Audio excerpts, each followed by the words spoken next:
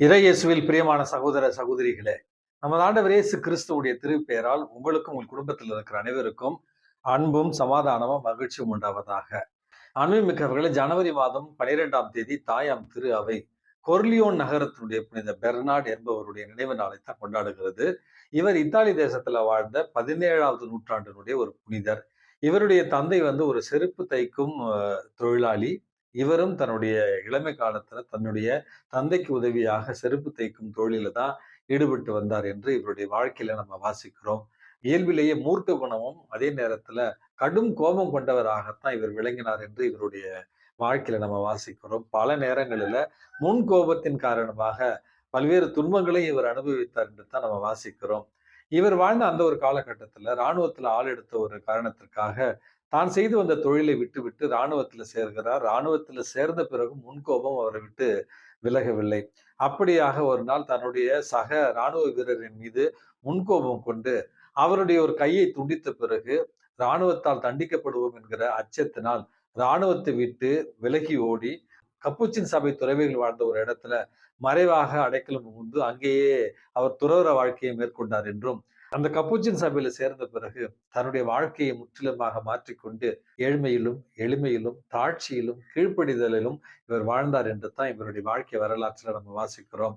அன்புமிக்கவர்களே, எவ்வளவுக்கு எவ்வளவு கோபக்காரராகவும் முன்கோபக்காரராகவும் மூர்க்கத்தனமாகவும் இருந்தாரோ அதற்கு முற்றிலும் மாறாக தாட்சியோடும் எளிமையோடும் அவர் அந்த கப்புச்சின் துறவு சபையில வாழ்ந்தார். மற்றவர்களுக்கான ஒரு புனிதமான முன்மாதிரிகையாகவும் வாழ்ந்தார் என்று தான் இவருடைய வாழ்க்கை வரலாற்றுல நம்ம வாசிக்கிறோம். அன்புமிக்கவர்களே, நம்முடைய வாழ்க்கையில கூட சில நேரங்கள்ல பாவத்துல வாழ்ந்திருந்தாலும் ஆண்டவரை எப்பொழுது கண்டுகொள்கிறோமோ, ஆண்டவரை எப்பொழுது மிக நெருக்கமாக பின்பற்ற தொடங்குகிறோமோ அப்பொழுதிலிருந்து நம்முடைய வாழ்வும் இயேசுவுக்காக முற்றிலுமாக மாற வேண்டும் என்பதற்கான அழகான முன் உதாரணம் தான் கொர்லியோ நகரத்தினுடைய புனித பெர்னார்டு. அவருடைய பரிந்துரையால் தாட்சி என்கிற ஒரு புண்ணியம் நமக்கு கிடைக்க இறைவனிடத்துல மன்றாடி செபிப்போம். அன்புமிக்கவர்களே, இன்றைக்கு நமக்கு கொடுக்கப்பட்டிருக்கிற நற்செய்தி வாசகத்துல நமது ஆண்டவர் இயேசு கிறிஸ்து காலம் நிறைவேறி விட்டது, கடவுள் அரசு நெருங்கி விட்டது, மனம் மாறி நற்செய்தியை நம்புங்கள் அப்படி என்கிற ஒரு செய்தியை முதல்ல கொடுக்கிறார்.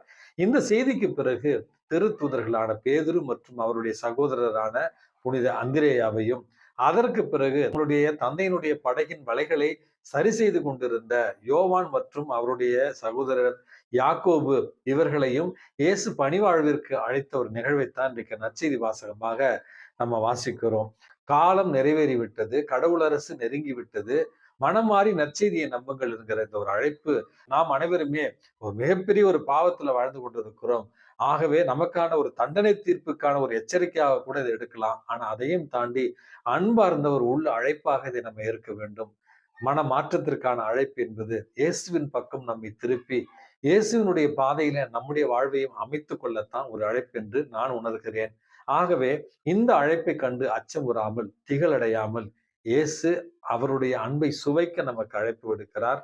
அதற்கான ஒரு அழைப்பாகத்தான் இதை நம்ம ஏற்றுக்கொள்ள வேண்டும் என்பதைத்தான் முதல் செய்தியாக நான் உங்களுக்கு கூறிக்கொள்ள விரும்புகிறேன். இரண்டாவது செய்தியானது நமது ஆண்டவர் இயேசு கிறிஸ்து திருத்தூதர் பேதுரு மற்றும் அவருடைய சகோதரர் அந்திரேயா மற்றும் யோவான் அவருடைய சகோதரர் யாக்கோபு இவர்களை அவர்கள் இருந்த இடத்தில் இருந்தே அவர்களுடைய பின்புலத்தை அறிந்தவராய் அவர்களை அவர்களுடைய இருப்பில் இருந்து அழைத்ததாகத்தான் இன்றைக்கு நற்செய்தி வாசகத்துல நம்ம வாசிக்கிறோம். ஆகவே நமக்கு கொடுக்கப்பட்டிருக்கிற அழைப்பு என்பது ஏதோ நம்ம அந்தஸ்துல உயர்ந்திருப்பதாலோ அல்லது சமுதாயத்துல உயர்ந்த நிலையில இருப்பதாலோ, நம்முடைய பொருளாதாரம் மிகுந்த சிறந்த நிலையில இருப்பதாலோ அல்லது சமுதாயத்துல நம்ம உயர்ந்தவர்களாக இருப்பதாலோ நமக்கு அழைப்பு கொடுப்பதில்லை. இறைவன் நம்மை அப்படியே அன்பு செய்கிறார், அப்படியே ஏற்றுக்கொள்கிறார். எந்த பின்புலத்தில் இருந்து வருகிறோமோ, எப்படிப்பட்டவர்களாக இருக்கிறோமோ அப்படியாக நம்மை அழைத்து நம்முடைய தரத்தை உயர்த்துகிறார் என்பதுதான் இரண்டாவது ஒரு செய்தி. மறைந்த திருத்தந்தை பிரான்சிஸ் அவர்களை பற்றி உங்க எல்லாருக்குமே தெரியும். சாதாரண ஒரு குடும்பத்துல பிறந்து தன்னுடைய குடும்ப சுமை காரணமாக பல்வேறு இடங்களில காவலாளியாகவும் அல்லது தேநீர் கடைகளில பணியாளராகவும் பணி செய்துதான் பிறகு குருத்துவ படிப்பை தேர்ந்தெடுத்து பிறகு ஆயராக உயர்த்தப்பட்டு திருத்தந்தையாக உயர்த்தப்பட்டார். அதே போல நம்முடைய மறைந்த புனித திருத்தந்தை 2ஆம் ஜான் பால் கூட சாதாரண எளிமையான ஒரு குடும்பத்துல பிறந்து சுரங்க பணிகளில் எல்லாம் செய்து பிறகு நாடகத்துறையில பணியாற்றி அதற்கு பிறகுதான் குருத்துவத்திற்கு அழைக்கப்பட்டு குருவாக திருநிலைப்படுத்தப்பட்டு ஆயராக உயர்த்தப்பட்டு பிறகு அவர் திருத்தந்தையாக உயர்த்தப்பட்டார். இப்படியாக என்னுடைய வாழ்க்கையில் கூட நீங்க பார்க்கலாம். என்னுடைய பெற்றோர்கள் சாதாரண விவசாயிகள். ஒரு சாதாரண விவசாய குடும்பத்திலிருந்து கடவுள் என்னை அழைத்து குருத்துவ அருட்பொழிவை எனக்கு ஆசீர்வாதமாக கொடுத்திருக்கிறார். இப்படியாக பார்க்கிற பொழுது இறைவன் குருத்துவ அழைப்பாக இருக்கலாம், அல்லது துறவற அழைப்பாக இருக்கலாம், அல்லது திருமணத்துல புனிதத்துவத்துல வாழ்வதற்கான ஒரு அழைப்பாக இருக்கலாம், பொதுநிலையினராக இருந்து திருச்சபைக்கு பணி செய்கிற ஒரு அழைப்பாக இருக்கலாம். நம்மை நம்முடைய நிலையிலிருந்தே இறைவன் அழைக்கிறார். என் நிலையில நம்ம இருந்தாலும், எத்துணை பாவிகளாக இருந்தாலும் இறைவன் நம்மை அழைத்து பொறுப்பை கொடுத்து நம்மை உயர்த்துகிறார் என்பதுதான் நமக்காக கொடுக்கப்படுகிற இரண்டாவது ஆறுதலான ஒரு செய்தி. ஆகவே அன்புமிக்கவர்களே, நம்முடைய பின்புலத்தை பற்றிலாம் நம்ம கவலைப்பட வேண்டிய அவசியம் இல்லை. இறைவன் நம்மை நாம் இருக்கிற நிலையிலேயே ஏற்றுக்கொள்கிறார். அவருடைய வார்த்தைக்கு கீழ்ப்படிந்து, அவருடைய சொற்படி நடந்து, அவருடைய நியமங்களை நம்முடைய வாழ்க்கையில கடைபிடித்தால் நம்மையும் அந்த அழைப்பிற்கு ஏற்றவாறு உயர்த்துவார் என்கிற செய்தி தான் இரண்டாவது செய்தி.